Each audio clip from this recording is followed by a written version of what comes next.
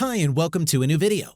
One of iPhone 14's new and exclusive features is the Always On display, which makes the screen active even when the phone is locked. However, some users may find this inconvenient and unnecessary since the feature drains the battery quite fast. In this video, I will show you how to disable this feature on your iPhone. Let's go.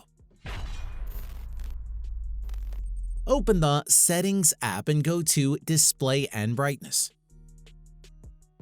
Scroll down to the bottom and disable the Always On toggle. You may also switch off Raise to Wake to prevent your iPhone screen from automatically turning on when you lift it up from a flat surface. It depends on your preferences whether you wish this feature disabled or enabled. Now, as you can see, the screen turns off after locking the iPhone. That's it. If I could help you, feel free to give this video a thumbs up and don't forget to subscribe. Leave a comment down below if you have any questions. See you next time. Bye.